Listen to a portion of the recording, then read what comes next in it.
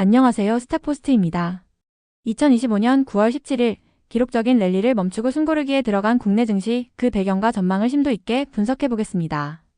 먼저 글로벌 시장부터 살펴보겠습니다. 9월 17일 아시아 주요 증시는 미국 FOMC의 통화정책 결정을 앞두고 짙은 관망세가 교차하며 혼조세로 마감했습니다. 일본 니케이 지수는 사상 최고치 경신 후 차익 실현 매물이 나오며 0.25% 하락했고, 중국 상해종합지수는 경기 부양 기대감에 0.39% 소폭 상승했습니다. 반면 홍콩 항생지수는 기술주 반등에 힘입어 1.78%라는 두드러진 강세를 보였습니다.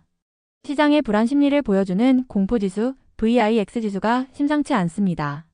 전일 대비 4.27% 급등하며 16.36을 기록했는데요. S&P 500 지수가 최고가 부근임에도 VIX가 급등하는 이례적인 다이버전스 현상은 표면적인 강세 이면에 잠재된 불안감이 커지고 있음을 명확히 보여줍니다. 투자자들이 적극적으로 위험 회피에 나서고 있다는 강력한 신호이며, 이는 어제 미국 증시 강세에도 불구하고 오늘 우리 증시가 하락한 배경을 설명하는 선행지표로 작용했습니다. 각국 중앙은행의 정책 방향을 엿볼 수 있는 국채금리를 보겠습니다.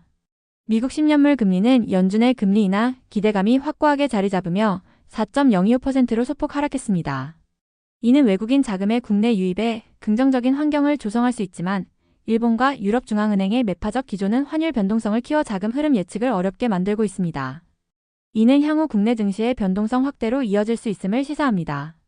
국내 증시로 돌아와 보겠습니다.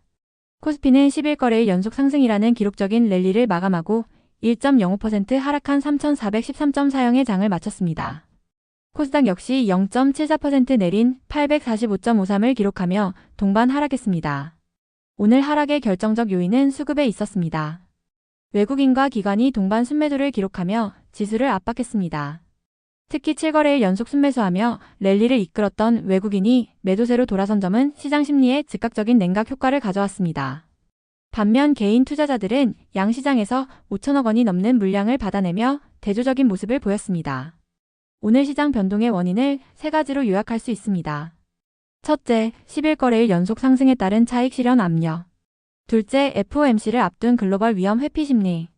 그리고 셋째, 지수 상승을 이끌었던 삼성전자와 SK하이닉스 등 반도체 대형주의 약세입니다. 사실 최근의 상승은 유동성의 신기루와 같은 측면이 있었습니다. 외국인 매수세 대부분이 삼성전자와 SK하이닉스 단 두 종목에 집중되었기 때문입니다. 이는 시장 전반의 체력 개선이 아닌 반도체 업황에 대한 베팅이 지수를 끌어올린 폭이 좁고 취약한 랠리였음을 의미합니다. 실제로 오늘 하락 종목수가 상승 종목수를 압도하며 약화된 시장 체력을 드러냈습니다. 원자재 시장을 보겠습니다. 글로벌 경기 둔화 우려로 산업용 원자재는 약세를 보였습니다. WTI 유가는 배럴당 64달러 선으로 소폭 하락했고, 실물 경제의 바로미터인 구리 가격은 1.44% 하락했습니다. 반면 대표적인 안전자산인 금은 높은 수준을 유지했습니다. 이러한 원자재 가격 변동은 국내 산업에 직접적인 영향을 줍니다. 유가 하락은 항공, 해운업종의 비용 부담을 덜어주지만 글로벌 경기 둔화 신호라는 점에서 수출 중심의 우리 경제엔 부담입니다.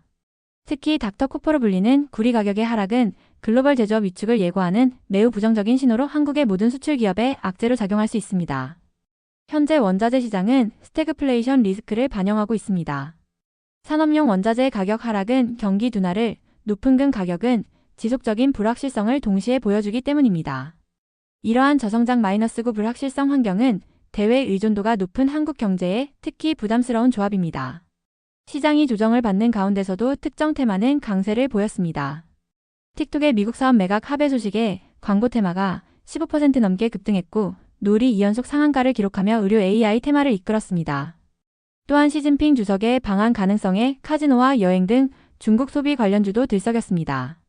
개별 종목을 살펴보겠습니다. 2차전지 소재 기업 LNF는 3분기 흑자 전환 전망에 11%대 급등했습니다. 롯데관광개발은 중국 소비 기대감에 52주 신고가를 경신했고, 옹코닉 테라퓨틱스는 1주당 3주를 배정하는 무상증자 결정에 급등했습니다. 노을은 특별한 뉴스 없이 2거래일 연속 상한가를 기록하며 의료 AI 테마의 인기를 증명했습니다. 와이즈버즈와 무비데이즈는 틱톡 관련 수혜 기대감에 강세를 보였고, 한국항공우주는 K방산 수출 기대감과 외국인 순매수 유입에 힘입어 상승했습니다. 코오롱 모빌리티 그룹은 완전 자회사 편입을 앞두고 M&A 기대감에 4거래일 연속 상한가라는 기염을 토했습니다. 이제 앞으로의 시장을 전망해 보겠습니다. 단기 시장의 방향성은 전적으로 FOMC 회의 결과에 달려 있습니다. 시장의 기대보다 매파적인 신호가 나온다면 추가 하락 압력이 비둘기파적인 기조가 확인되면 반등을 시도할 수 있습니다. 하지만 VIX 지수 상승, 취약한 시장 체력 등을 고려할 때 당분간 높은 변동성이 지속될 것으로 보이며 비자 반등보다는 바닥을 다지는 기간 조정의 가능성에 무게를 두는 것이 합리적입니다. 이런 불확실한 국면에서는 개별 기업의 펀더멘털에 집중해야 합니다. 3분기 흑자 전환이 유력한 LNF, 무상증자와 신약 성장 동력을 동시에 갖춘 온코닉 테라퓨틱스, 그리고 경기 변동에 둔감한 K방산의 핵심 한국항공우주는 주목할 만한 펀더멘털을 갖춘 기업들입니다. 최종 투자 전략을 제언합니다. FOMC를 앞둔 지금은 방어적이고 선별적인 접근이 필요합니다. 고평가 기술주 비중을 축소하고 현금 비중을 늘리는 전략을 권고합니다. 하지만 동시에 비이성적 투매로 우량주가 과도하게 하락한다면 이를 분할 매수의 기회로 삼아야 합니다. 명확한 실적 개선 가시성을 갖춘 기업 중심으로 포트폴리오를 압축하는 전략이 불확실성 해소 후 초과 수익의 열쇠가 될 것입니다. 오늘 스탁포스트가 준비한 내용은 여기까지입니다. 시장의 변동성 속에서 현명한 투자 판단을 내리시는데 도움이 되셨길 바랍니다.